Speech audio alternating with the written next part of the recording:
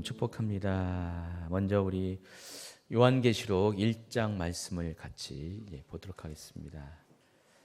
자, 오늘부터 이제 요한계시록 그 본문을 가지고 우리 함께 시간을 보내도록 하겠습니다. 요한계시록 1장을 여러분 갖고 있는 성경 찾아보시고 같이 읽도록 하겠습니다. 우리 계시록 1장을 같이 읽도록 하겠습니다. 예수 그리스도의 계시라. 이는 하나님이 그에게 주사 반드시 속히 일어날 일들을 그 종들에게 보이시려고 그의 천사를 그 종 요한에게 보내어 알게 하신 것이라. 요한은 하나님의 말씀과 예수 그리스도의 증거 곧 자기가 본 것을 다 증언하였느니라. 이 예언의 말씀을 읽는 자와 듣는 자와 그 가운데에 기록한 것을 지키는 자는 복이 있나니 때가 가까움이라. 요한은 아시아에 있는 7 교회에 편지하노니 이제도 계시고 전에도 계셨고 장차 오실 이시며 그의 보호자 앞에 있는 7년과 또 충성된 증인으로 죽은 자들 가운데서 먼저 나시고 땅의 임금들의 머리가 되신 예수 그리스도로 말미암아 은혜와 평강이 너희에게 있기를 원하노라. 우리를 사랑하사 그의 피로 우리 죄에서 우리를 해방하시고 그의 아버지 하나님을 위하여 우리를 나라와 제사장으로 삼으신 그에게 영광과 능력이 세세토록 있기를 원하노라. 아멘. 볼지어다 그가 구름을 타고 오시리라. 그를 보겠고 그를 찌른 자들도 볼 것이요 땅에 있는 모든 족속이 그로 말미암아 애국하리니 그러하리라. 아멘. 주 하나님이 이르시되 나는 알파와 오메가라. 이제도 있고 전에도 있었고 장차 올 자요 전능한 자라 하시더라. 나 요한은 너희 형제요 예수여 환난과 나라와 참음에 동참하는 자라. 하나님의 말씀과 예수를 증언하였으므로 말미암아 밤모라는 섬에 있었더니 주의 날에 내가 성령에 감동되어 내 뒤에서 나는 나팔 소리 같은 큰 음성을 들으니 이르되 내가 보는 것을 두루마리에 서서 에베소, 소마나, 버가모, 두아디라, 사데, 빌라델비아, 라우디게아 등 7 교회에 보내라 하시기로 몸을 돌이켜 나에게 말하는 음성을 알아보려고 돌이킬 때 7 금 촛대를 보았는데 촛대 사이에 인자 같은 이가 발에 끌리는 옷을 입고 가슴에 금띠를 뜨고 그의 머리와 털의 희기가 긴 양털 같고 눈 같으며 그의 눈은 불꽃 같고 그의 발은 풀무불에 단련한 빛난 주석 같고 그의 음성은 많은 물소리와 같으며 그의 오른손에 7별이 있고 그의 입에서 좌우에 날성금이 나오고 그 얼굴은 해가 힘있게 비친 것 같더라. 내가 볼 때 그의 발 앞에 엎드러져 죽은 자같이 되매 그가 오른손을 내게 얹고 이르시되 두려워하지 말라. 나는 처음이요 마지막이니 곧 살아있는 자라. 내가 전에 죽었었노라. 볼지어다 이제 세세토록 살아있어 사망과 음부의 열쇠를 가졌노니 그러므로 내가 본 것과 지금 있는 일과 장차 될 일을 기록하라. 내가 본 것은 내 오른손에 7별의 비밀과 또 7 금촛대라. 7별은 7 교회의 사자여 7 촛대는 7 교회니라. 아멘. 여러분 읽어보니까 대충 이해가 되시죠? 뭐 대충 이해가 되시면은 저도 이제 대충 설명하겠습니다. 다 아시니까. 자, 오늘부터는 이제 계시록 본격적으로 계시록을 다루는데 지금 계시록 1장은 계시록의 서문에 해당하는 것입니다. 서론이죠. 그래서 계시록 전체에 대한 함축된 내용을 담고 있습니다. 그렇다고 해서 함축된 내용은 아니고요. 계시록이 어떤 책인가에 대한 우리에게 좀 힌트를 주고 있습니다. 여러분 이제 계시록이 어떤 책인지를 알기 위해서는 계시록이 기록된 과정을 아셔야 됩니다. 뭐 성경의 형성사를 얘기하는 것이 아니라 이 계시록 안에 나와 있는 1장 안에 나와 있는 이 계시록이 어떤 책인가를 설명할 수 있도록 계시록이 이러한 과정을 통해서 우리에게 이 계시가 주어졌다라는 그 내용을 말하는 것입니다.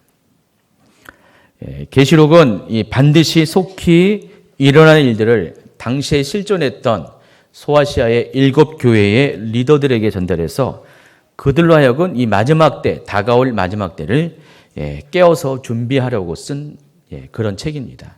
목적이 분명합니다. 이 마지막 때의 교회들에게 주님의 다시 오심을 깨워서 준비할 수 있도록 그 마지막 때에 되어질 일들을 반드시 속히 되어질 일들을 알려주시려고 기록된 책이라는 것입니다. 그래서 계시록은 이 도표 제가 그린 거 이 한눈에 보면은 이 계시록이 어떤 기록의 과정을, 전달의 과정을 통해서 쓰여졌는지가 아주 분명히 나와 있습니다. 도표 딱 보시면 알겠죠? 첫 번째는 이 계시록의 계시의 주체, 다시 말해서 이 계시를 주신 분이 누구냐 하는 것입니다. 누구시죠? 하나님이십니다. 자, 우리 성경에 나와 있는 우리의 신앙과 믿음의 주체는 다 하나님이세요. 삼위일체 하나님이신 성부 하나님, 성자 하나님, 또 성령 하나님, 이 하나님의 삼위의 연합을 통해서 이 계시가 주어졌다는 것입니다. 그래서 우리 아버지 하나님은 이 계시를 누구를 통해서 우리에게 전달했냐면은 예수님을 통해서 우리에게 전달했어요. 모든 이 계시는 그래서 예수님을 통해서 했습니다. 예수님의 간에서 이 계시가 주어졌죠. 그 성경은 다 예수 그리스도에 대한 계시예요, 다. 그래서 구약 성경은 어떤 책입니까? 초림하실 예수님에 관한 계시의 책이 구약 성경이에요. 그래서 구약 성경은 다 어디에 계시가 집중되어 있냐면은 예수님에 대해서 집중이 되어 있어요. 메시아에 대해서, 다윗의 후손에 대해서, 이새의 뿌리에 대해서 구약 성경은 다, 특별히 예언서는 그쪽을 향해서 나아가고 있습니다. 그래서 신약 성경이 열려질 때 바로 그 예수님, 구약에서 예시한 그 예수님이 그 계시의 실체로서 드러나게 됩니다. 그래서 구약 성경은 예수 그리스도의 초림을 예언한 책이다. 이해하시겠죠? 그러면 신약 성경은 어떤 책입니까? 역시 똑같이 예수 그리스도에 관한 계시의 책입니다. 그래서 이 복음서는 예수님이 이 땅에 어떻게 오셔서 어떤 일을 행하셨다, 그 하나님 나라의 일을 전파하셨는데 그 일을 기록한 것이고, 그 이에 나오는 모든 이 서신서들은 결과적으로 예수님의 다시 오심에 대해서 말씀하시는 그 약속의 책, 그리스도의 재림에 관한 계시의 책이라는 것입니다. 그래서 구약 성경, 신약 성경 모두가 다 동일하게 계시를 우리에게 알려주는데, 바로 예수 그리스도에 대한 계시, 예수 그리스도의 오심에 대한 계시, 구약 성경은 초림에 대한 계시, 신약 성경은 재림에 대한 계시라는 것, 여러분 아주 명심하시기 바랍니다. 그러니까 성경은 다른 것이 아니라 바로 이 주제를 갖고 있다는 것입니다. 근데 이것을 이제 우리에게 알려주신 분이 하나님 아버지시라는 것입니다. 그래서 계시의 주체, 또는 저는 가로해놓고 계시의 시작으로 여러분에게 소개합니다. 여러분에게 계시를 열어주신 분은 하나님이신데, 그 하나님께서 예수님을 통해서 계시한 모든 일들을 기록한 것이 바로 성경책이고, 특별히 오늘 계시록이라는 것입니다. 그것이 계시록 1장 1절에 아주 분명히 나와 있습니다. 한번 같이 읽도록 하겠습니다. 예수 그리스도의 계시라. 이는 하나님이 그에게 주사 반드시 속히 일어날 일들을 그 종들에게 보이시려고 그의 천사를 그 종 요한에게 보내어 알게 하신 것이라. 자, 이것을 다른 번역으로 좀 더 길게 설명을 했는데 세 번역으로 읽어보도록 하겠습니다. 이것은 예수 그리스도의 계시입니다. 이 계시는 곧 일어나야 할 일들을 그 종들에게 보이시려고 하나님께서 그리스도에게 주신 것입니다. 그런데 그리스도께서는 자기의 천사를 보내셔서 자기의 종 요한에게 이것을 알려주셨습니다. 또는 예수 그리스도께서 계시하는 일들의 기록입니다. 이렇게 번역을 했습니다. 그래서 이것은 하나님께서 그리스도에게 주신 계시라는 것. 그런데 예수님께서는, 그리스도께서는 자기의 천사를 자기의 종 요한에게 보내셔서 하나님께서 예수 그리스도에게 그 주신 이 계시를 알게 하셨다는 것입니다. 이해하시겠죠? 하나님의 계시입니다. 계시의 주체, 시작은 하나님이신데 그 하나님께서 예수 그리스도에 대한 계시를 알게 하시려고 그 계시를 예수님에게 맡기셨고, 그 예수님은 자기의 천사들을 자기의 종 요한에게 보내어서 앞으로 이러한 예수 그리스도에 대한 계시가 일들이 일어날 것인가에 대해서 알려주셨다는 것입니다. 그리고 이 요한은 천사들로부터 들은 계시의 내용을 소아시아에 있는 7교회, 성경에서는 7금초대라고 하는데 7교회의 사자들, 7별이라고 설명했죠. 어디에 나와 있습니까? 1장 20절 시작. 내가 본 것은 내 오른손에 7별의 비밀과 또 7 금촛대라. 7별은 7교회의 사자여 7 촛대는 7 교회니라. 그래서 7 촛대인 7 교회에게 보내서 그 교회를 치리하고 있는 7별, 7 교회의 사자에게 이것을 전달하려 했다는 것입니다. 그래서 이것이 편지의 형식으로 전달되었어요. 그러니까 사도 요한은 천사를 통해서 계시의 형태로 받았죠. 계시라는 것이 뭐죠? 알지 못했던 것들이 드러난 거잖아요. 비밀이 있던 것이 드러났는데, 그러니까 앞으로 일어날 일들이 아무도 몰랐어요. 숨겨져 있던 것이었어요. 미래의 일이기 때문에. 그런데 그것을 하나님께서 드러내신 것이에요. 아주 특별하게 드러내신 것이에요. 누구에게? 요한에게 천사를 보내어서 드러내신 것입니다. 누구에 관한 계시요? 예수 그리스도에 대한 계시. 그러니까 다시 오실 재림의 예수에 대한 계시를 천사를 보내어서 그 종들에게 7 교회를 치리하는 7별, 그 7 교회 사자들에게, 리더들에게 그것을 보여주시기 위해서 그것들을 드러내시는데, 그것이 요한은 그것을 가지고 들은 계시를 가지고 편지를 씁니다. 7 교회들에게 편지를 써요. 편지를 써서 그 내용을 적습니다. 그래서 1장 4절에 보니까 요한은 아시아에 있는 7 교회에 편지하노니 해놓고 11절에 보니까 그 7 교회가 소개됩니다. 이르되 내가 보는 것을 두루마리에 써서 에베소, 서머나, 버가모, 두아디라, 사데, 빌라델비아, 라오디게아 등 7 교회에 보내라 하시기로 몸을 들이켜 나에게 말한 음성을 알아보려고 돌이킬 때 7 금촛대를 보았다 그랬습니다. 그래서 이 요한계시록은 이러한 어떤 기록의 과정, 전달의 과정이 있다는 것입니다. 다시요. 하나님, 예수 그리스도, 천사, 요한, 그리고 7 교회의 사자들. 그리고 결국은 그것이 누구한테 전달됩니까? 당시의 성도들, 그리고 그 이후의 역사 가운데 존재했던 성도들, 그리고 오늘날 마지막 때 사는 우리까지 이 계시의 내용이 전달이 되었다는 것입니다. 그래서 이것은 하나님께서 여러분에게 주신 것입니다. 하나님으로부터 오신 계시라는 것입니다. 자, 계시록은 또 어떤 특징을 갖고 있냐, 어떤 성격을 갖고 있냐? 복이 약속된 책입니다. 제가 곧 주일 예배 때 시편 1장, 시편 1편 가지고 복에 관한 이야기를 할 겁니다. 근데 이 성경은요, 창세기부터 시편도 그렇고 마태복음도 다 복에 관한 내용이 굉장히 많이 있습니다. 다 복에 관한 이야기예요. 그래서 이 복이 어떤 의미가 있는가를 좀 여러분이 아셔야 되는데, 여러 가지로 설명할 수가 있어요. 여러 가지 설명인데, 오늘은 이제 계시록 안에서 그 복에 관한 것을 설명하겠습니다. 자, 계시록은 복이 약속된 책입니다. 1장 3절입니다.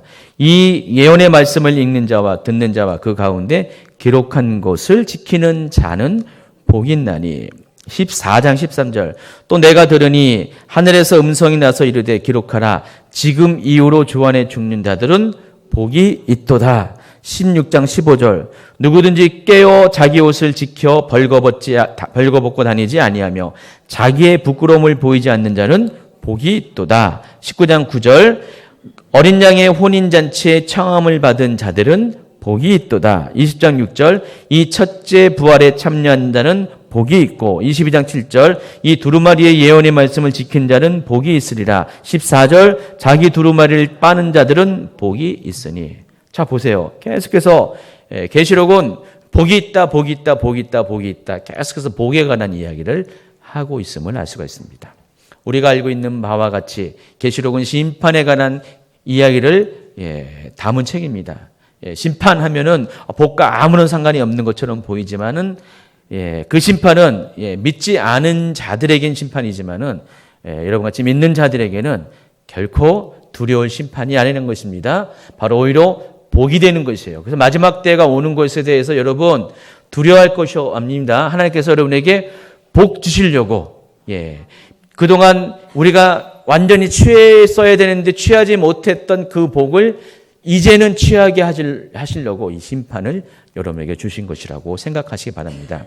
그래서 예수님의 오심에 대해서 여러분 거부하거나 두려워하지 말고 마라나타 아멘 주 예수여 오시옵소서라고 반갑게 주님 다시 오심을 맞이하는 성도가 되어야 한다는 것입니다. 자, 그런데 이 복을 받기 위해서는 조건이 있습니다. 전제가 있습니다. 무슨 전제냐면은 바로 1장 3절에 이런 말씀한 것처럼 오늘 1장 3절 굉장히 많이 이야기하는데 첫 번째는 읽는 자가 복이 있고요. 또 듣는 자가 복이 있고 그리고 그 가운데 기록한 것을 지키는 자가 복이 있다는 것입니다. 여러분 복을 받기 위해서는 그냥 받아지는 것이 아니라 읽고 듣고 지키는 이 세 가지 행위가 있어야 한다는 것입니다. 그래서 어떤 복을 받는가? 복의 내용은 이 마지막 때에 심판을 받지 않고 구원을 받는 것. 그리고 궁극적으로는 영원한 하나님 나라에 들어가서 하나님과 더불어 영원한 생명을 누리고 사는 것.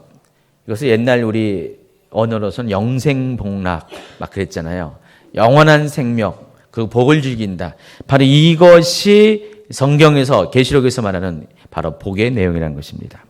그래서 이것을 구체적으로 설명하기 위해서는 먼저 지난 강의에서 잠깐 소개한 7개의 이기는 자에게 주어지는 상급을 여러분이 한번 검토할 필요가 있습니다. 7교회는 다음 주부터 2주 정도에 걸쳐서 아니면 3주 정도 내용이 보니까 많더라고요. 내용이 거의 100몇십 페이지가 돼가지고 한 주로서는 강의가 불가능하고 한 2-3주 걸쳐서 해야 될 것 같아요. 그래서 이 7교회에게 주어지는 이 복의 내용이 있어요. 7교회 모두에게 예수님이 말씀하시는 것이 2가지인데 첫 번째는 귀에 있는 자들은 성령이 교회들에게 하시는 말씀을 들을지어다. 그리고 이기는 자가 되라. 7교회 모두에게 동일한 말씀하셨는데 먼저 이 2장 7절에 보니까 에베소 교회에게 하신 말씀이죠. 같이 읽어볼까요? 귀 있는 자는 성령이 교회들에게 하시는 말씀을 들을지어다. 이기는 그에게는 내가 하나님의 낙원에 있는 생명나무의 열매를 먹게 하리라. 자, 하나님의 낙원에 있는 생명나무의 열매를 먹게 하리라. 이것이 뭐라고요? 복의 내용이라는 것입니다. 장차 여러분이 받을 복이 이것인데 이것이 이렇게 되기 위해서는 이기는 자가 되어야 되죠. 2장 11절에 보시면은 에베소 다음에 뭐죠? 서머나인가요? 서머나 교회죠. 서머나 교회에게 하는 말씀입니다. 귀 있는 자는 성령이 교회들에게 하시는 말씀을 들을지어다. 이기는 자는 둘째 사망의 해를 받지 아니하리라. 이 복을 주신다는 것입니다. 세 번째는 서머나 다음에 그 위쪽으로 올라갑니다. 지도를 따라 올라가면은 버가모입니다. 귀 있는 자는 성령이 교회들에게 하신 말씀을 들을지어다. 이기는 그에게는 내가 감추었던 만나를 주고 또 흰돌을 줄 터인데 그 도리에 새 이름을 기록한 것이 있나니 받는 자 밖에는 그 이름을 알 자가 없느니라. 감추었던 만나 흰돌을 주시겠다고 약속합니다. 그리고 거기서 조금 더 오른쪽으로 가면은 어느 교회가 있습니까? 자, 에베소, 서머나, 버가마 다음에 4글자 두아디라 교회. 26절입니다. 이기는 자와 끝까지 내 일을 지키는 그에게 만국을 다스리는 권세를 주리니. 또 오른쪽으로 동진하면은 2글자 나오죠? 4대 교회. 3장 5절입니다. 이기는 자는 이와 같이 흰 옷을 입을 것이요 내가 그 이름을 생명책에서 결코 지우지 아니하고 그 이름을 내 아버지 앞과 그의 천사들 앞에서 시인하리라. 나머지 2가지 교회가 이제는 밑으로 남쪽으로 내려오면은 어떤 교회가 있습니까? 빌라델피아 교회 3장 12절. 이기는 자는 내 하나님 성전의 기둥이 되게 하리니 그가 결코 다시 나가지 아니하리라. 내가 하나님의 이름과 하나님의 성 곧 하늘에서 내 하나님께로 내려오는 새 예루살렘의 이름과 나의 새 이름을 그의 위에 기록하리라. 그리고 마지막 교회가 라오디게아 교회 3장 21절입니다. 이기는 그에게는 내가 내 보좌와 함께 앉게 하여 주기를 내가 이기고 아버지 보좌에 함께 앉은 것과 같이 하리라. 자, 이와 같은 복이 여러분에게 약속이 되어 있다는 것입니다. 그래서 이것을 여러분이 마지막 때 받으셔야 되죠. 그렇죠? 반드시 이것을 받으시기 바랍니다. 그런데 그 전제가 이기는 자야 되고 이기려면은 성령이 교회들에게 하신 말씀을 듣는 자가 되어야 되죠. 자, 계시록에는 이 외에도요, 다음에 몇 가지 복이 더 약속되어 있습니다. 첫 번째가 환난에서 보호받을 수 있는 복이 약속되어 있어요. 3장 10절 시작. 내가 나의 인내의 말씀을 지켰은즉 내가 또한 너를 지켜 시험의 때를 면하게 하리니 이는 장차 온 세상에 임하여 땅에 거하는 자들을 시험할 때라. 이 시험의 때가 구체적으로 어디인 것 같아요? 대환난의 시기를 말하는 것입니다. 이 대환난의 시기는 7년의 환난 기간이 있다면은 환난 전 휴거서를 믿는 분들은 7년 전체를 그렇게 이야기하고요. 또 중간 환난서를 이렇게 믿는 분들은 후 3년 반 기간을 말하는 것입니다. 어쨌든 간에 그때는 악인들이 심판을 받을 때인데 그때에 믿는 자들에게 그 심판을 면하게 해 준다는 것입니다. 이 복이 여러분에게 약속이 되어 있습니다. 두 번째는 그리스도께서 재림하실 때에 공중에 휴거되는 랩처당하는 복이 여러분에게 있습니다. 왜 복입니까? 다른 사람들은 남아 있잖아요. 지상에 남아 있는데 여러분들은 환난들을 피하게 하시기 위해서 하나님께서 여러분을 휴거를 공중에 끌어올리시는 것이기 때문에 특별한 복이 되는 것입니다. 계시록에는요, 이 휴거에 대한 단어가 정확하게 나와 있고요. 나와 있지 않고 어떤 상황도 구체적으로 묘사된 것이 없는데 계시록 11장 15절 이하의 상황을 보면은 그 시기가 바로 휴거의 시기다라는 것이 우리가 그 정황상 알 수가 있어요. 일곱째 천사가 나팔을 불매 15장 15절입니다. 하늘에 큰 음성들이 나서 이르되 세상 나라가 우리 주와 그 주의 그리스도가 나라가 되어 그가 세상토록 왕노릇 하시리로다 하니 요 부분이 휴거가 일어나는 시점이라는 것입니다. 데살로니가서 전서 4장 16절에 17절에 보니까 이제는 요 서신에서는 구체적으로 휴거 당시의 상황을 이렇게 설명하고 있습니다. 주께서 호령과 천사장의 소리와 하나님의 나팔 소리로 친히 하늘로부터 강림하시리니 그리스도 안에서 죽은 자들이 먼저 일어나고 그 후에 우리 살아남은 자들도 그들과 함께 구름 속으로 끌어올려 공중에서 주를 영접하게 하시리니 그래야 우리가 항상 주와 함께 있으리라. 보시면은 구름 속으로 끌어올려 공중에서 주를 영접하는 것. 이게 뭐라고요?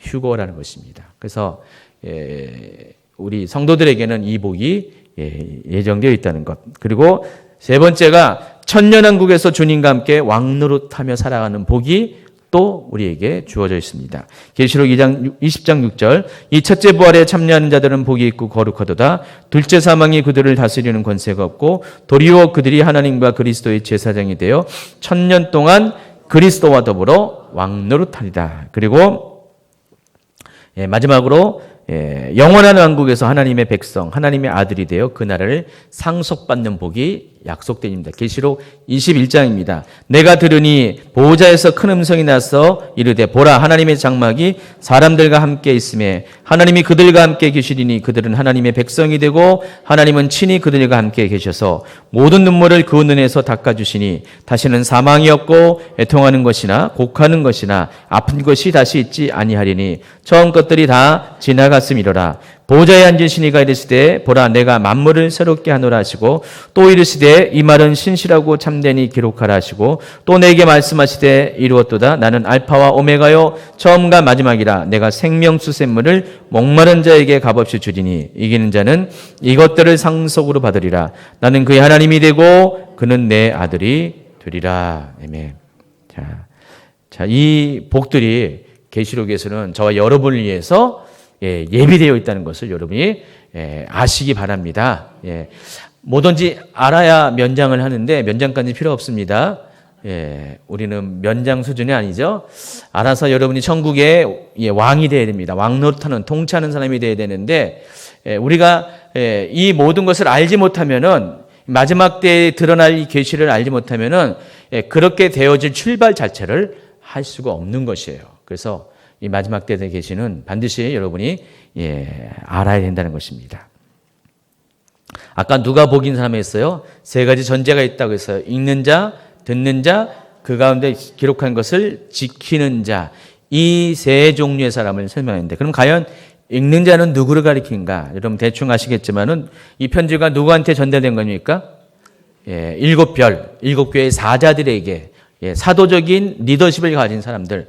그때만 해도 그 요한 시대, 그 AD 90년, 96년만 해도 속사도 시대예요. 교회사적으로는요. 사도가 다 죽고 이을 속자입니다. 사도의 뒤를 이어서 사도의 역할을 한 사람을 가리켜서 속사도라고 합니다. 속사도 중에서 대표적인 사람이 누굴까요?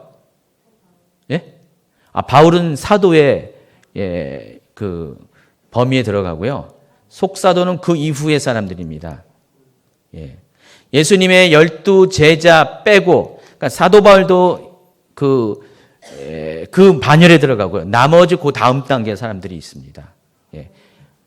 뭐 디모데, 그리고 또 뭐 디도, 뭐 그럴까요? 여러분 뭐 폴리캅 얘기 들었나요? 바로 요한의 제자죠. 폴리캅이 요때 당시에 순교했는데 그런 사람들, 그 정도의 수준의 레벨에 있는 사람들이 속사도고요. 이들이 실제로 이 소아시아의 7교회를 치리했어요. 사도적인 권세를 가지고요. 그러니까 앞전 원래의 원사도의 그런 정도의 사도적인 리더십은 아닐지라도 100%는 그 정도 아닐지라도 그에 준하는 리더십을 가지고 그 교회들을 치료했다는 것입니다. 그들에게 보내는 거예요. 지금 이 편지가. 자, 그래서 왜 이 편지가 주어졌냐면은 당시에 이 교회들은요, 특별히 소아시아 7교회들은 굉장한 환란에 처해져 있어요. 밖으로는 그 로마 제국의 도미티아누스의 황제에 의한 대대적인 기독교 탄압이 이루어졌고요. 또 안으로는 어떤 일이 있었냐면은 그때부터 이미 여러 가지 이단들이 교회에 발생했습니다. 침투해가지고요. 대표적인 것이 영지주의죠. 아시죠? 완전히 영과 육을 나누는 이원론적인 사상을 갖는데 이 영지주의의 뿌리는 그리스 로마 사상에서부터 온 겁니다. 거기서부터 온 영지주의가 이 당시의 교회를 많이 흔들었고요. 또 율법과 관련된 거짓 그런 복음들이 막 들어왔고요. 이 교회가 안팎으로 싸움을 벌이고 있었어요. 그래서 이 당시의 리더들은 굉장히 깨어있지 않으면 안 됐어요. 그리고 이 마지막 때에 대한 또 주님의 계시가 반드시 필요했습니다. 그때 당시에는 고난의 고통의 시절이었기 때문에 주께서 다시 오신다는 이 메시지야말로 그들에게 있어서 그 시절을 버틸 수 있는 힘이 되었기 때문에 그래서 여러분 아무리 힘들고 어려워도 이 세상이 곧 망하고 멸망하고 주의 나라가 다시 오게 됐다. 메시아 왕국이 오게 됐다라는 그 기대감이 있으면 어떻게 됩니까? 여러분 넉넉히 그 고난을 이길 수가 있는 것이에요. 근데 주님이 오실 게 언제인지 모르고 오시기나 하나 하면은 그날 그 고통의 시간을 여러분 어떻게 보낼 수가 있습니까? 그때는 정말 불같은 시험이었거든요. 상상하지 못할 정도로 불같은 시험이었어요. 그리스도인으로서 존재한다는 것 자체가 서 있는 것은 물론이고 숨 쉬는 것차 어려운 그런 시기였습니다. 요한을 빼고 대부분의 그런 어떤 목회자들이 다 순교를 당했으니까 그 정도는 아주 여러분 상황을 이해할 수가 있죠. 그래서 만약에 그 시대가 지금이라면은 글쎄요 어느 분이 살아있는지 모르지만은 살아있어도 그건 살아있는 게 아니죠. 엄청난 박해를 받는데 이 땅에 목회자들이 다 지금 순교를 당하는 거예요. 교회는 다 문을 닫고 지하로 숨어가지고 이렇게 못 모입니다. 335 가정교회를 이루고 그런 상태에서 교회가 완전히 신음하고 있는 바로 그런 상태라는 것이죠. 지금 북한 교회 같은 그런 교회들, 그런 교회들에게 지금 당장 현실적인 소망은 없을지언정 주님이 곧 다시 오십니다라는 그 메시지가 얼마나 힘이 되겠어요. 그리고 그 메시지가 아주 구체적으로 임할 때 이렇게 주님이 이런 시나리오를 가지고 오신다는 것을 그들이 들었을 때 그 안에 있는 그 꺼져가는 믿음이 다시금 소망으로 불을 일으킬 것이 뻔한 것이죠. 그런 목적을 가지고 먼저는 7교회 리더들에게 이 사도 요한의 이 편지, 예수 그리스도에 대한 계시, 그리스도의 재림에 관한 계시가 담긴 이 편지가 전달되었다는 것입니다. 그래서 먼저는 이것을 첫 번째로 이 편지를 수신해가지고 읽는 자가 복이 있습니다. 그래서 7교회에 목회하는 주의 종들이 이것을 읽었습니다. 그리고 이들이 해야 될 것이 곧 다시 오실 주님의 재림에 관해서 소망을 갖게 하며 성도들로 하여금 성도들이 신부단장을 갖출 수 있도록 그것을 준비하기 위해서 이 서신이 주어졌어요. 그래서 반드시 이것을 읽어야 돼요. 알아야 돼요. 그래서 이 주어진 계시를 읽는 것이 바로 첫 출발이 되죠. 자, 마태복음 24장에서 보시면은요, 이런 말씀이 있습니다. 44절. 이러므로 너희도 준비하고 있으라. 생각하지 않는 때에 인자가 오리라. 충성되고 지혜 있는 종이 되어 주인에게 그 집 사람들을 맡아 때를 따라 양식을 나눠줄 자가 누구냐. 주인이 올 때 그 종에 이렇게 하는 것을 보면 그 종이 복이 있으리라 그랬습니다. 여기 보면은 충성되고 지혜 있는 종에 대해서 나오고 있습니다. 45절에 보니까 충성되고 지혜 있는 종이 누굴까요? 뭐라고 써 있습니까? 생각하지 않을 때에 인자가 올 것인데 바로 때를 따라 양식을 나눠줄 자라는 것입니다. 여기서 때에 맞는 양식을 주목하기 바랍니다. 여기서 때란 어떤 때를 가리킵니까? 분명 마지막 때. 24장 마태복음 24장 전체가 마지막 때에 일어날 일에 대해서 징조가 무엇인가에 대한 질문에 대한 답이기 때문에 그때란 마지막 때를 말하는 것입니다. 양식은 그 마지막 때에 살아가는 성도들이 들어야 할 하나님 말씀. 곧 어떤 말씀입니까? 마지막 때에 대한 말씀을 말하는 것입니다. 그리고 충성되고 지혜 있는 종들은요, 이 마지막 때에 대한 말씀을 알고 그것들을 성도들에게 들려주는 사역자들을 말하는 것입니다. 하나님이요, 지금도 마찬가지입니다. 언제나 그 시대와 상황의 형편에 맞는 하나님 말씀을 우리에게 전해주세요. 그래서 목회자가 하는 가장 중요한 것이 그냥 엉뚱한 얘기하는 것이 아니라 그때 그 당시에 그 시기에 그 환경과 상황 가운데 하나님께서 성도들에게 말씀하시고자 하는 하나님의 마음과 뜻과 계획을 알려주어야 된다는 것입니다. 그래서 지금 이 한국교회에 처한 현실도 성도들, 이 목회자가 이 시대에 지금 하나님의 마음이 어떤 것인지, 지금의 하나님 마음에 느끼는 것이 뭔지를 잘 설명을 해줘야 돼요. 하나님이 정말 성도들에게 무엇을 하는 것이, 무엇을 원하는지를 알려주는 목회자가 굉장히 중요합니다. 그렇지 않으면요, 성도들이 그때를 준비하지 못해, 그 시기를 준비하지 못하고, 지금 아주 급박한 시기인데 깨어서 기도해야 될 시기인데 그냥 맨날 그냥 좋은 일만 있을 것이라고 얘기하는 것, 그것은 온전한 주의 종이 아닙니다.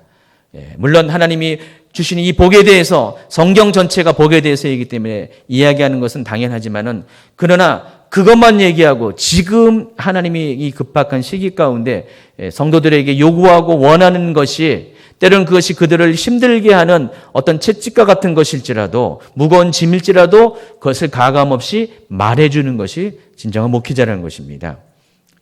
그래서 그런 사람이 충성되고 지혜로운 종이라는 것입니다. 제가 2주간에 이 대한민국 가운데 일어나는 지금 이 대통령과 관련된 굉장히 어려운 이 시국에 관한 이야기를 쫙 이렇게 2주간의 이야기를 했어요. 좀 약간 좀 부담이 되는 메시지인 건 사실이에요. 저부터가요. 어떤 목사님들은 거의 언급 안 하시고, 많은 분들이 언급 안 하시더라고요. 괜히 잘못 말했다가 둘 중에 하나 욕먹어요. 그렇죠? 보수 사람들한테도 욕먹고 진보적인 사람도 욕먹어요. 저도 약간의 욕은 먹긴 먹었어요. 대부분은 이제 욕을 안 하셨는데 약간의 사람들 왜 욕하는지 좀 저도 참 이해가 안 가요. 아마 대통령을 막 이렇게 그분들 생각엔 두둔했다 생각해서 그런지 몰라도, 저는 누구를 두둔하고 누구를 비난하는 게 아니라 성경 말씀을 얘기하는 거거든요. 저는 그래요. 말씀을 전해드려도 목회자가 개인적인 감정으로 전하는 것은 하나님 뜻이 아니에요. 뭐 그렇게 많이 전할 수밖에 없는 그런 어떤 목회자 안에 있는 쌓여있는 감정도 있고 마음도 있지만은, 그래도 불구하고 그것들을 내려놓고 절제하고 오직 성경에서 무엇을 말하는 것을 전해준 것이 굉장히 중요한 것 같아요. 특별히 이런 예민한 시기에는요, 다른 것들은 별로 의미가 없어요. 성경이 무엇을 말하고 있는 것을 알려주면은 뭐 왈가불가 말이 필요 없는 것이죠. 그래서 첫 번째가 이 권위가 무너지는 세대를 통해서 정말 우리가 어떤 대통령을 두둔하고 수호하려는 그 차원이 아니라 하나님이 주신 이 권위가 무너지면 안 되기 때문에 그 권위를 지켜야 되는 차원에서 그런 첫 번째 메시지를 전했고요. 두 번째는 비판하지 말라. 성령의 사람은 비판하지 말라고 그 메시지를 전한 이유가 우리 안에 하나님으로부터 받은 성령의 은혜가 있다면은 우리는 성령이 원하시는 것이 바로 우리가 이렇게 비판받아야 될 원수일지라도 그들을 향해서 하나님 뜻은 긍휼히 여기고 기도해주고 중보함으로써 하나님 나라를 대접하는 그것이기 때문에 그런 메시지를 전한 것입니다. 여러분 충분히 이해하시죠? 그래서 지금 이 시대는 시대도 그렇고 어느 때든지 특별히 마지막 때가 가까울수록 우리 이 주의 종들은 저와 같은 주의 종들은 또 여러분 중에서 또 하나님께서 주신 어떤 리더십들이 많이 있습니다. 자기의 감정에 충실하면 안 됩니다. 절대로. 내가 무슨 진보적인 사람이다, 수구적인 보수적인 사람이다 이거에 감정을 쏠리는 것이 아니라 하나님 말씀이 무엇인지 이것을 여러분이 먼저 깨닫고 들려주고 그걸 토대로 사람들에게 알려주는 그런 역할이 반드시 필요하다는 것입니다. 그러기 위해서는 자주가 이 목회자들은 잘 알아야 돼요. 들어야 돼요. 지금 성령이 교회들에게 하시는 말씀을 들을 수 있는 귀가 있어야 된다는 것입니다. 어쨌든 하나님은 이 요한을 통해서 이 목회자들에게 이 하나님의 계시의 말씀을 전달해 줬고 이 계시를 먼저는 읽는 자가 복이 있고요. 두 번째가 듣는 자. 듣는 자는 일곱 교회의 성도들을 1차적으로 말하는 것이고요. 궁극적으로는 전 교회 시대의 모든 성도들이고 특별히 마지막 시대에 살아가는 성도들이 이것을 듣는 자입니다. 여러분이 말하는 듣는 자라는 것입니다. 제가 이것을 먼저 읽고 계시를 깨닫고 이것을 깨달은 것을 여러분에게 전해주고 있잖아요. 제가 이렇게 깨닫지 않은 상태에서 여러분에게 전해주지 못하잖아요. 또 정확하지 못한 전달이 되는데 어쨌든 하나님이 저로 하여금 깨닫고 또 깊이 깨닫게 함으로써 이 전할 때 이것을 듣는 자가 굉장히 복 있는 사람이라는 것입니다. 우리가 이것을 들어야 되는 이유가 여러분이 들어야지 신분단장을 할 수가 있기 때문에 점점 혼인잔치가 가까워지고 있는데 점점 주님께서 여러분을 데려가시려고 하는 시기가 가까이 오고 있는데 그냥 시집가기 싫은 분들이 많은 것 같아요. 그냥 나 그냥 자유롭게 살고 싶다고 그런 분이 많은 것 같아요. 이 세상에서 그냥 하나님 나라의 영생 목락이 아니라 여기서 이 짧은 시간이지만은 아주 굵고 진하게 살려고 하는 분들이 많은 것 같아요. 정말 나중에 후회합니다. 그렇게 살다가는 후회할 수가 있어요. 근데 여러분은 그렇게 살아가고 있습니다. 믿지 않은 사람들은 어쩔 수 없다 할지라도 믿는 자 중에서도 그렇게 마지막 때에 대한 관심이 없는 분들이 많아도 너무 많습니다. 그리고 세 번째가 더 중요한 것입니다. 읽는 자, 듣는 자보다 더 중요한 게 뭐예요? 지키는 자요. 지켜야죠. 이 기록된 말씀, 이렇게 기록된 말씀을 읽고 들은 다음에 반드시 지켜야지 그 복이 완성이 되는 겁니다. 22장 6절 7절 또 그가 내게 말하기를 이 말은 신실하고 참된지라 주 곧 선지자들의 영이 하나님이 그의 종들에게 반드시 속히 되어질 일을 보이시려고 그의 전사를 보내셨도다. 보라 내가 속히 오리니 이 두루마리의 예언의 말씀을 지키는 자는 복이 있으리라. 1장 3절에도 얘기하셨던 것들을 마지막 이 계시록을 마무리하는 22장에서도 반복적으로 읽는 자, 듣는 자에 대해서는 말씀 안 하지만은 세 번째 이 말씀을 지키는 자가 복이 있다고 한 번 더 도장을 확 찍습니다. 이 복 있는 사람들의 이 공통점이 뭐냐면은 모두가 예언의 말씀과 관련되어 있고 그것을 지키는 자가 복이 있다는 것입니다. 그리고 여기서 예언의 말씀이 뭔지 아시죠? 이 계시록을 말하는 것입니다. 그래서 계시록을 읽고 들음이 이래서 우리가 마지막 때를 알고 깨어서 준비할 수 있기 때문에 여러분이 복이 있는 사람이라는 것이죠. 다시 계시록 1장 1절부터 3절까지 말씀으로 돌아옵니다. 3절에서 읽는 자와 듣는 자 그 가운데 기록한 것을 지킨 자가 복이 있다고 했는데 왜냐하면 때가 가깝기 때문이라고 했습니다. 그럼 여기 때가 뭘 말하는 거예요? 예수 그리스도의 재림의 때, 바로 마지막 때에 일어날 사건을 말하는데 그때가 가깝다고 그랬는데 과연 얼마나 가까울까? 자 보세요. 이 요한계시록이 언제 써졌어요? AD 1세기 말. 지금부터 약 1900 몇십 년이 이전에. 그때 이미 사도 요한은 때가 가까웠다고 그랬어요. 근데 예수님 오셨나요? 이미 1900년이 지나가고 2000년이 가까워오고 있는데 여지껏 안 오셨어요. 우리는 그때부터 지금까지 언제 주님 다시 오실련지 아는 이가 없으니 이것만 부르고 있었습니다. 이 찬송가가 꽤 된 것 같은데 계속 이것만 부르고 있었어요. 근데 불러도 대답 없는 그 이름, 오시지 않는 예수님. 그렇게 지냈습니다. 그래서 사람들이 어떻게 해요? 예수님이 하도 안 오시니까 어떻게 돼요? 낙담하기도 하고 에이 하면서 내려놓고 그냥 세상을 그냥 자기 편한 대로 막 사는 거예요. 그러다 보니까 아예 주님 오신다는 그 기억조차도 잊어버리고요.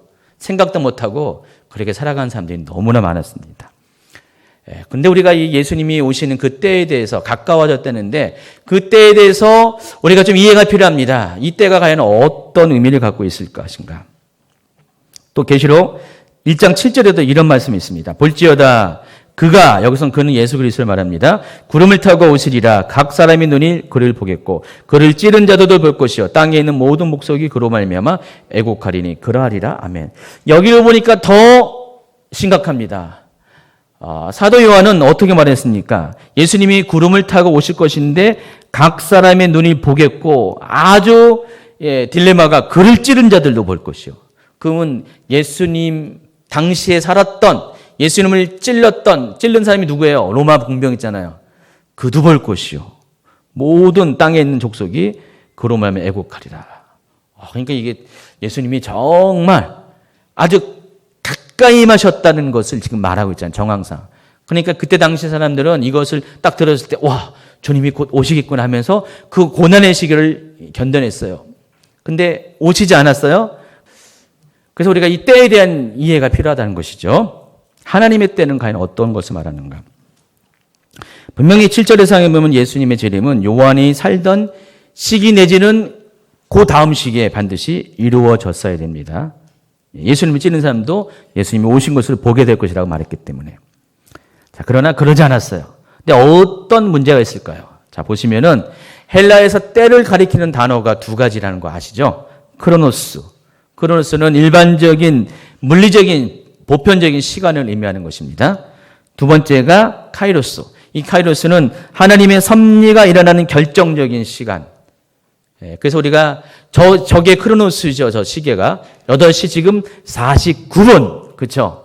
근데 카이로스는 저 물리적인 시간이 적용되는 것이 아닙니다. 때가 돼야지 때가 되는 거죠. 특히 하나님이 역사할 때가 바로 그 시간이죠. 주님의 시간에 이런 찬양이 있잖아요. 그러니까 주님의 시간, His time.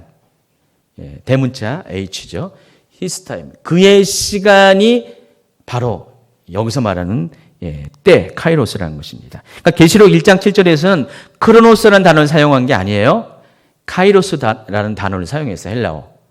그러니까 하나님이 섭리가 일어나는 결정적인 시간, 그 시간 개념을 여기서 실제적으로 이거 설명할 때 카이로스 단어를 사용했다는 것입니다. 근데 이 시간이 어떤 겁니까? 종말적인 시간, 마지막 때. 그래서 우리가 알고 있는 사도 요한이 말하는 이 여기서 때라는 것은 어떤 크로노스의 시간, 곧 있을 어떤 물리적인 예수님이 죽었으니까 곧 다음에 짧게는 몇 년 아니면 몇십 년 안에 오는 그 시간이 아니라 정말로 하나님께서 주님 예수 그리스도를 다시 보내야 될 그 모든 조건이 완비되는 바로 그 시간. 그때가 돼야지 주님이 다시 오신다는 것이죠. 그냥 오시는 게 아니라 이때는 고무줄처럼 늘어났다 줄어날 수가 있는 거예요. 그러니까 주님이 생각할 때 이때 예수 그리스도가 다시 이 땅에 와야 된다는 것이 모든 조건이 다 맞아지는 바로 그때가 마지막에 온다는 것입니다. 100%가 맞아져야 돼요. 뭐 하나는 맞고 나머지 틀리면 안 됩니다. 9개는 맞고 하나가 아직 이루어지지 않았으면 안 됩니다. 모든 조건이 다 갖춰지는 그때가 오게 될 것입니다. 그때가 카이로스의 시간, 하나님이 일하시는 시간이라는 것입니다. 그래서 그 시기에는 사도 요한의 때가 될 수도 있었어요. 그러나 그때는 하나님의 때가 아직 채워지지 않았던 것 같아요. 그리고 중간의 시기도 있었을 거죠. 그러나 그때도 아니었어요. 근데 오늘날 그 어느 때보다 그 카이로스의 시간이 가까이 오고 있다는 것을 느끼고 있어요. 왜냐하면 그 수많은 징조들이 지금 그 카이로스를 향해서 나아가고 있기 때문에 점점 모든 퍼즐들이 지금 맞춰가고 있기 때문에 그 시기가 지금 가까이 오고 있다는 것은 웬만한 사람이면 다 알 수가 있다는 것입니다. 그러나 100%가 아니면 아닙니다. 아무리 99%까지 온다 할지라도 여러분이 섣불리 그 시기를 예단해서는 안 됩니다. 10년 뒤에 올 수도 있고 20년 뒤에 30년 뒤에 100년 뒤에 올 수도 있고 아무도 모릅니다. 제가 이번에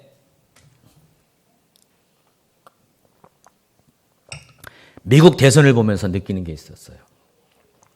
몇 년 전에 여러분 아시겠지만은 그 베리칩 열풍이 있었잖아요. 여러분은 몰랐던 분도 있었을 거예요. 이것도 마지막 때에서 관심이 있는 분이라 알지 뭐 그냥 교회 다니는 분 다 아는 거 아니었어요. 자, 베리칩 얘기가 한참 나올 때 2012년에 이제 베리칩 얘기가 아주 그냥 왕성하게 나왔는데 그때 어떤 이야기가 있으면 오바마 케어가 그때 이제 막 이렇게 기한이 되고 시작이 됐을 텐데 오바마 케어가 뭔지 알죠?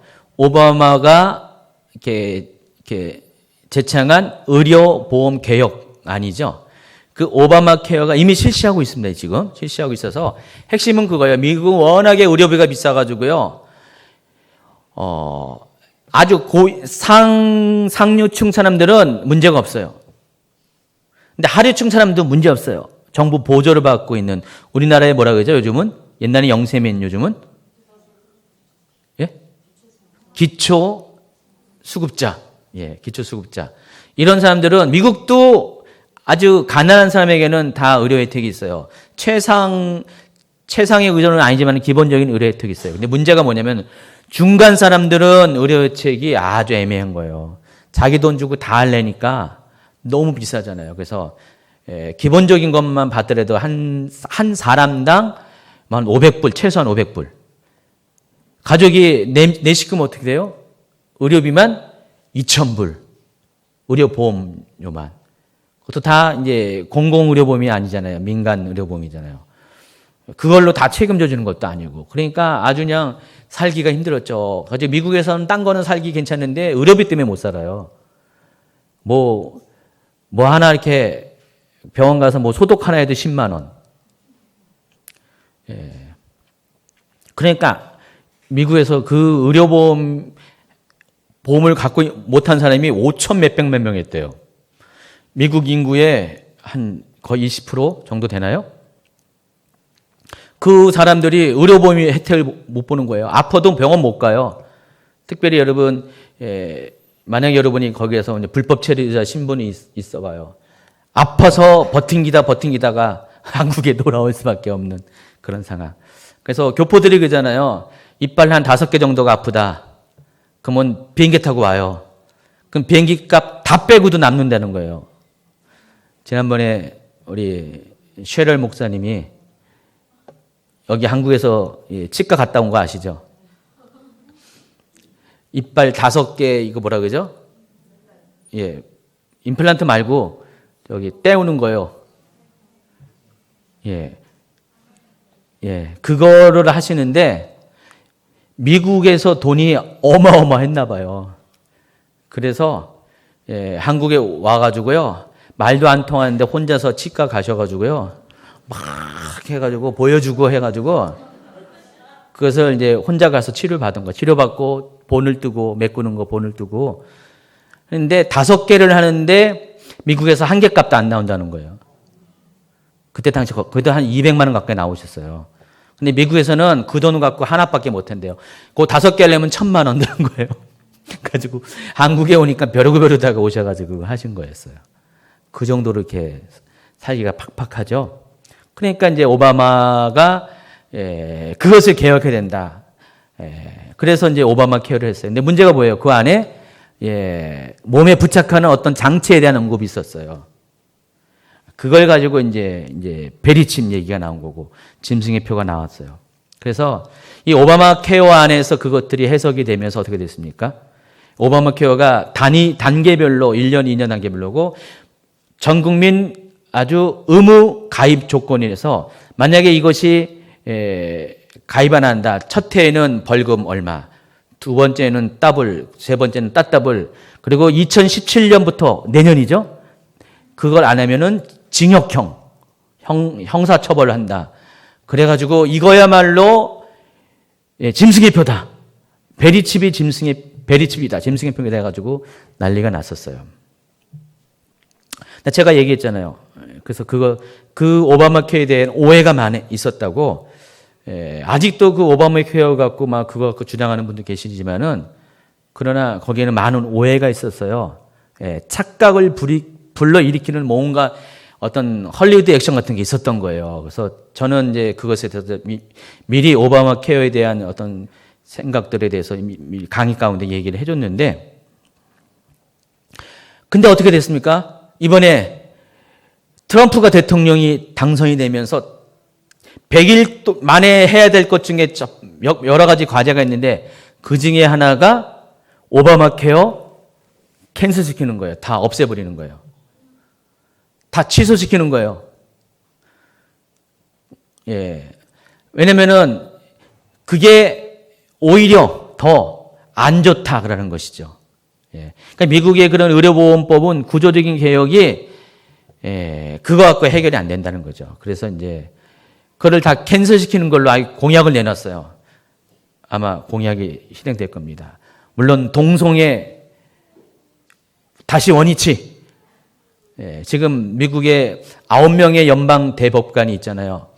4대4로 진보와 보수가 나눠졌고 그중에 한 명의 키맨이 원래는 보수 성향인데 그 사람이 지난 캔디디 법관이었죠. 그 사람이 뭘 잘못 먹었는지 원래는 보수 성향인데 찬성 쪽으로 합헌 찬성 쪽으로 그때 딱 서버렸어요. 그래가지고 동성애가 연방법에서 합헌이 돼버렸잖아요. 그래가지고 그게 이제 미국이 동성애 허용 국가가 됐는데 지금 트럼프가 또 아주 우선적으로 될 것 중에 하나가 그거예요. 그래가지고 곧 있으면은 그 진보 성향의 대법관들이 하나둘 죽는데요. 나이가 많다는 거죠. 뭐 82세 다 80대 고령이 많나 봐요. 그래서 그렇게 되면은 진보 성향의 대법관이 이제 죽으면은 보수 성향의 사람을 세워놓고 곧바로 추진하는 것이 다시 개헌을 하는 거죠. 그 부분에 대한. 그러면 다시 이제 동성 결혼이 불법이 되는 시대가 트럼프 시대에 온다는 것입니다. 또 오바마가 수많은 행정명령을 내려가지고요. 가령 학교마다 화장실을 그냥 남자, 여자, 그리고 중성. 그리고 또 뭐라고 했죠? 태어날 때의 성별이 아니라 나는 지금 남자인데 나는 여자라 생각하면은 그냥 여자 화장실 써라. 그렇게 미국 그렇게 하고 있잖아요. 그런 거 다시 원래 상태로 돌린 거예요. 그러니까 생식 기간이 남자인 사람이 생각이 여자라고 해서 여자 화장실 못 들어가게 한다는 거죠. 원래대로 이렇게 돌린다는 거예요. 지금 트럼프가 지금 그거를 그러니까 오바마가 했던 모든 것들을 전부 다 지금 다 원위치, 오히려 보수적으로. 그동안은 미국 사회에서는 크리스마스라고 말하지 못했대요. 그러니까 왜냐면 그 종교적인 크리스마스가 뭐예요? 예수님이 탄생한 날이잖아요.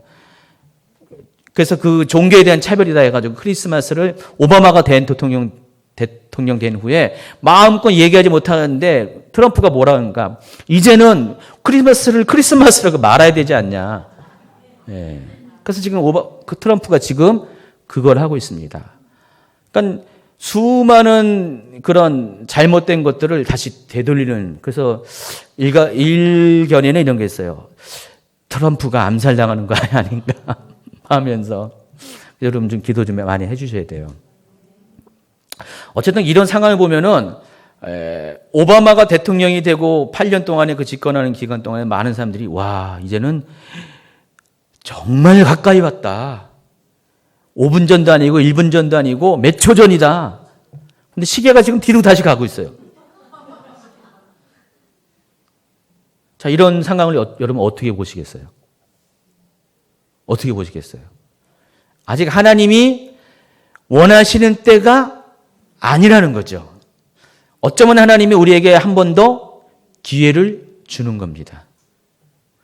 그래서 이 때에 대해서는 우리가 함부로 논할 수가 없어요. 거의 임박했었던 것 같은데 지금 시계가 다시 밀려지고요. 또 몰라요. 또 이 트럼프가 정말 뭐 그런 일이 불상사가 생길 수도 있고, 또 인기적으로 다 한다가도 나중에 또 어떤 일이 생길 수도 있어요.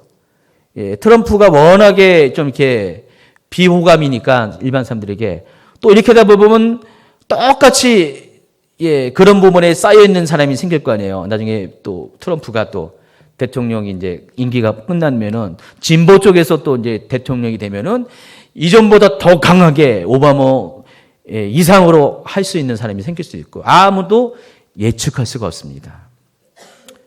정말 하나님의 때는 알쏭달쏭이죠. 근데 그 모든 것들이 하나님의 섭리 가운데 하나님의 그 카이로스에 맞춰서 하나님이 다 나름대로 진행시키고 있는 것이에요.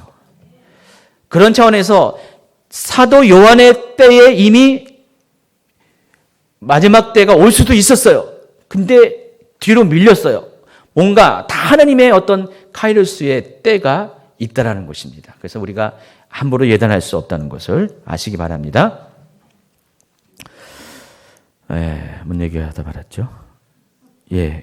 카이로스 때, 하나님의 때 했고, 각 사람의 눈이 볼 것이다. 글을 찌는 사람이 볼 것이다. 그랬습니다. 여기서 글을 찌는 사람이 직접적으로는, 만약 그때가 예수님 요한의 때에 왔었으면은 아직 예수님을 죽인 병사들이 살아남았을 수도 있었죠. 그때가 되면은. 근데 예수님 오지 않았어요. 근데 여기서 이 글을 찌른 사람이라는 것은 결과적으로 모든 시대의 악한 자를 말하는 것입니다. 예수님을 창으로 찌른 사람이 그 이후에 많은 사람들이 예수님을 그와 같이 몸을 찌르는 역할을 많이 했잖아요. 그래서 특별히 이 마지막 때가 되면은 이 글을 찌른 사람을 구체적으로 특정시킨다면 누굴까요? 바로 짐승, 적그리스도, 또 다른 짐승, 거짓 선지자, 그리고 그들을 따르는 음녀들, 배도를 앞장선 사람들, 바벨론, 세계 단위 정보 사람들, 그리고 그리스를 따르지 않은 악한 자들, 불신자들, 바로 그들도 예수님께서 공중에 다시 강림하시는 것을 눈으로 본다는 것입니다. 모든 열방과 민족들이 다 볼 것이고, 그래서 여러분 한 가지 분명히 알아야 될 것은요, 예수님은 비밀스럽게 오지 않습니다. 비밀 주고 아닙니다. 비밀스럽게 예수님이 강림하는 게 아니라 예수님은 반드시 그분이 떠나가신 그 모습 그대로 사람들의 눈으로 목도하게 될 것입니다. 예수님이 오신 것을. 하늘에서 7번째 나팔, 마지막 나팔이 불려지면서 왕이 오셨습니다라는 그 천사의 소리와 함께, 천사장의 호령 소리와 함께 예수님이 공중에서 강림하신다는 것입니다. 그것을 여러분이 다 보게 될 것이라는 것입니다. 아멘. 그래서 사도행전 1장 9절, 10절, 11절에 보세요. 이 말씀을 마치시고 그들이 보는데 올려져 가시니 구름이 그를 가리어 보이지 않게 하더라. 올라가실 때 제자들이 자세히 하늘을 쳐다보고 있는데 흰옷 입은 두 사람이 그들 곁에 서서 이르되 갈릴리 사람들아 어찌하여 서서 하늘을 쳐다보느냐. 너희 가운데서 하늘로 올려주신 이 예수는 하늘로 가심을 본 그대로 오시리라. 그리고 오늘 이 계시록 1장 7절에도 볼지어다 그가 구름을 타고 오시리라. 각 사람의 눈이 그를 보겠고 그를 찌른 자들도 볼 것이라 그랬습니다. 사도행전에서 예수님이 승천하시기 전에 마지막으로 천사들이 했던 말씀 그대로 사도행전도 이어서 그와 같이 예수님께서 반드시 구름을 타고 모든 사람들이 보는 가운데서 오게 될 것을 이야기합니다. 여기서 구름을 타다라는 이 단어가 진짜 타는 게 아닙니다. 이게 헬라어 용법에서는 영어의 with에 해당하는 것이에요. 함께. 구름과 함께 오신다는 뜻입니다. 이 구름이 어떤 의미인가? 하나님의 임재의 상징이잖아요. 여러 가지 하나님의 임재의 상징 중에 하나가 구름인데 예수님이 이 지상에서 하나님의 임재를 가장 상징할 수 있는 것이 낮에는 구름기둥이고 밤에는 불기둥이잖아요. 그래서 지금도 하나님이 영광 가운데 하나님의 그 현현을 우리 가운데 가끔 나타내실 때 쉐카이나 영광으로 우리에게 오시는 거예요. 역대하 7장에 보면은 솔로몬이 성전을 봉헌할 때도 어땠습니까? 그 성전 가득 쉐카이나 영광, 구름 같은 영광이 가득 차서 사람들이 그 영광 앞에서 감히 서 있을 수 없어서 엎드렸잖아요. 그와 같은 일들이 예수님이 오실 때 구름을 타고 예수님이 오신 게 아니라 구름과 함께 예수님이 쉐카이나 영광과 함께 여러분 가운데 나타나게 될 것입니다. 그것을 여러분이 반드시 목도하게 될 것입니다. 여러분 시대에 만약에 그런 일이 생기면은 여러분 목도하시고요. 목도하면서 끝나는 것이 아니라 바로 구름 타고 오시는 바로 그 순간에 이어서 뭔 일이 일어납니까? 휴거가 일어나기 때문에 여러분도 공중에 끌려 올려가서 예수님의 그 영광과 함께 거기에 머무는 자가 되시기를 예수님 축원합니다. 9절부터 20절까지는요. 요한이 본 그리스도의 모습에 대해서 이렇게 설명합니다. 여러분 맨 뒷장에 보면은 요한이 예수님을 본 모습에 대해서 그림 하나 딱 나와 있죠. 바로 그거예요. 그게 요한이 본 거예요. 이거 하나 딱 얘기하면은 그냥 말이 다 되는데 이것을 막 설명을 해야 되잖아요. 그러니까 어떻게 됐습니까? 촛대 사이에 인자 같은 이가 있고 발에 끌리는 옷과 가슴에 금띠 막 설명을 하니까 이것을 할 수 없이 제가 또 설명을 해야 되잖아요. 그렇죠? 그래서 그 그림 하나 그 모습으로 예수님이 지금 사도 요한 곁에 와 계시다는 것입니다. 자, 예수님을 사도 요한이 보았다 그랬습니다. 근데 모두가 다 상징적인 언어로 돼 있어요.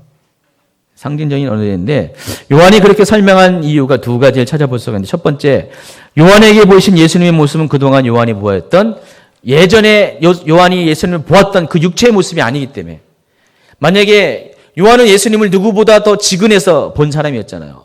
가장 인간적인 예수님의 모습을 본 사람이었잖아요. 그 때문에 예수님의 모습에 대해서 요한이 몰랐을 수가 없어요. 그런데 지금 요한에게 다시 나타난 예수님의 모습은 그동안 알고 있던 예수님의 모습이 아니었어요. 그러니까 요한이 그것을 설명한다는 것이 자기 언어로 가지고 설명한다는 것이 굉장히 어려웠어요.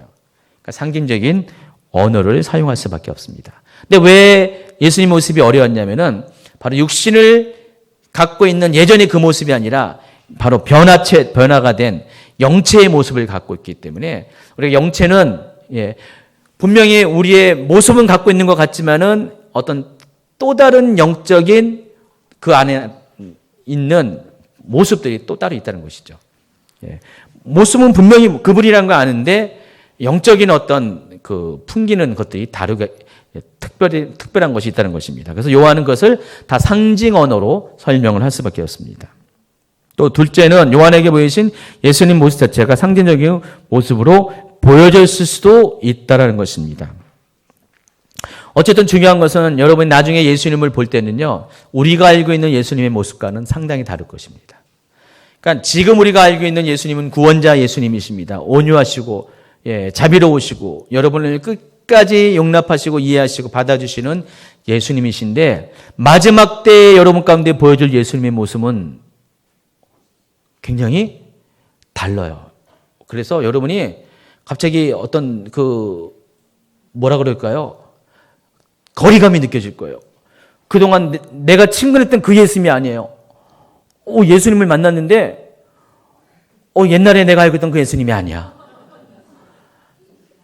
한없이 사랑해 주시는 그 예수님이 아니라 아주 그냥 차갑고 냉정하고 막 그런 예수님의 모습으로 심판 때에 보여줄 수가 있다는 것입니다. 왜냐하면 지금까지 예수님은 구세주의 모습이면 그때는 심판주로 오셨기 때문에 예수님이 여러분을 대하는 태도가 다를 겁니다. 그러나 사랑하는 자들에게는 똑같이 그 모습을 갖고 오시겠죠. 근데 심판받아야 될 악인들에게는 심판의 주로서 예수님이 오신다는 것입니다. 보니까 12절에 보니까 몸을 돌이켜 나에게 말하는 음성을 알아보려고 돌이킬 때 7 금 촛대를 보았는데 촛대 사이에 인자 같은 이가 발에 끌리는 옷을 입고 가슴에 금띠를 떴다 그랬습니다. 자 보시면은 예수님이 촛대 사이에 오셨다 그랬어요.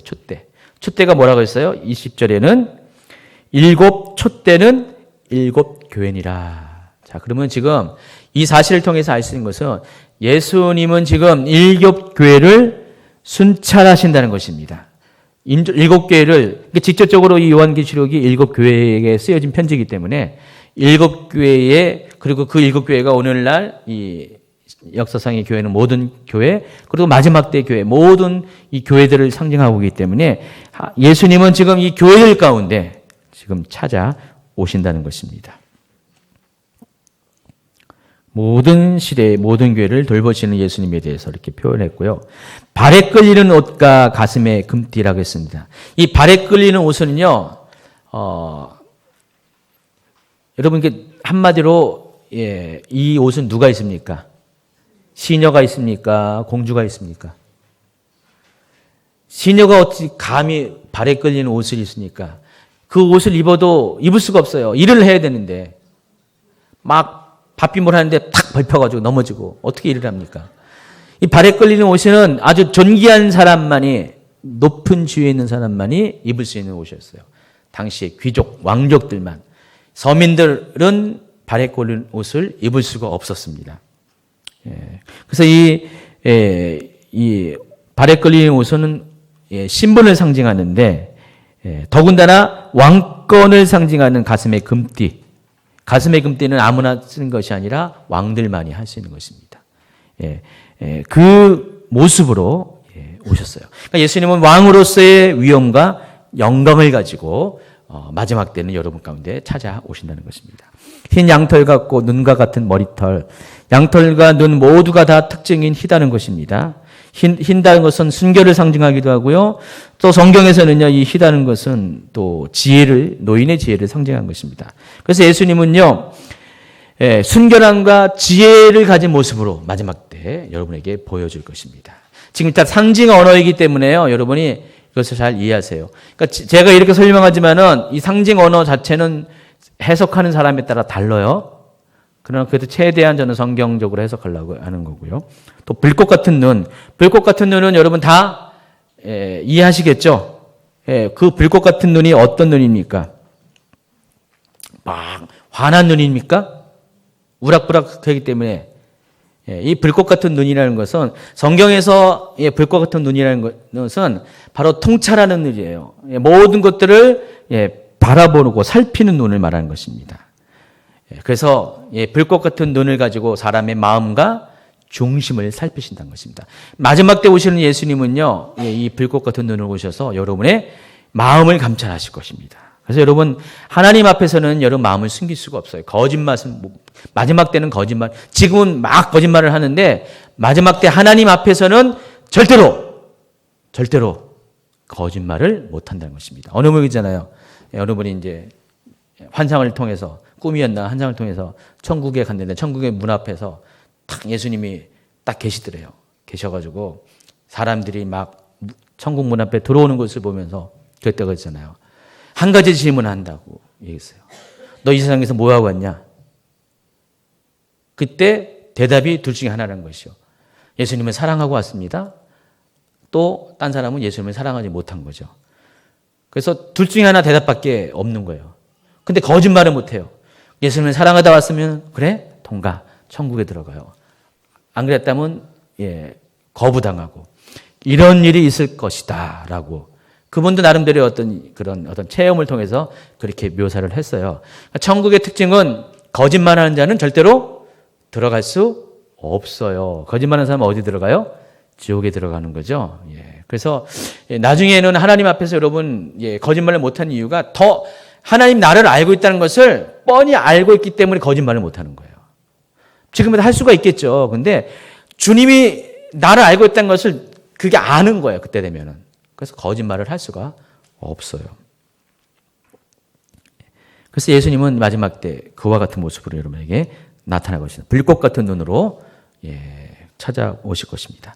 또 풀무에 단련된 빛난 주석 같은 바겠습니다.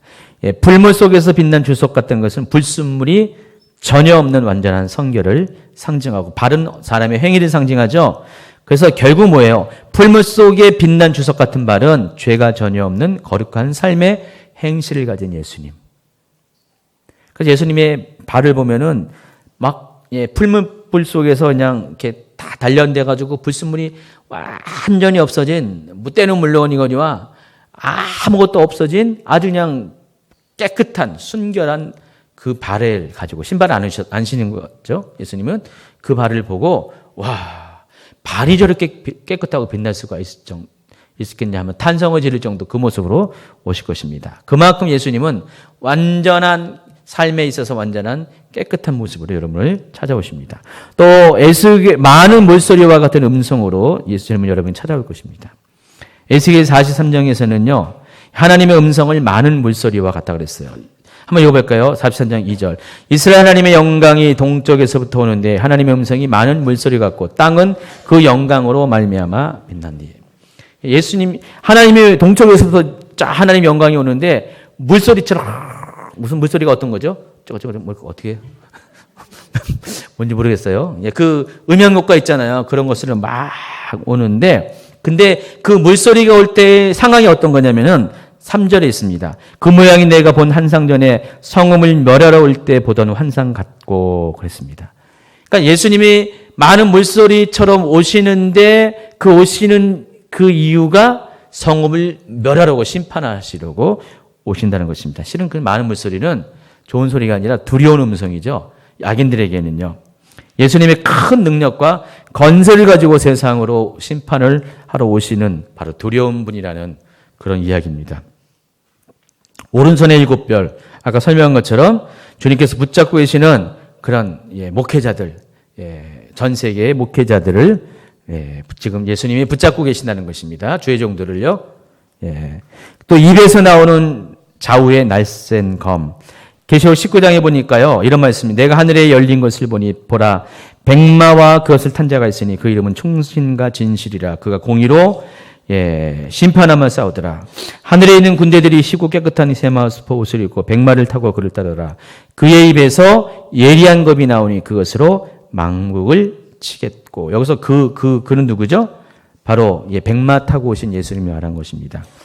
여기 묘사한 그대로 예수님은 입에서 나오는 좌우의 날쌘검을 가지고 오십니다. 근데 그것은 뭐라고 해서요? 만국을 치는 무기가 된다는 것입니다. 그래서 입에서 나오는 좌우의 날쌘검은 심판자로 오실 예수님의 역할을 상징하는 것입니다. 또 해같이 빛나는 얼굴.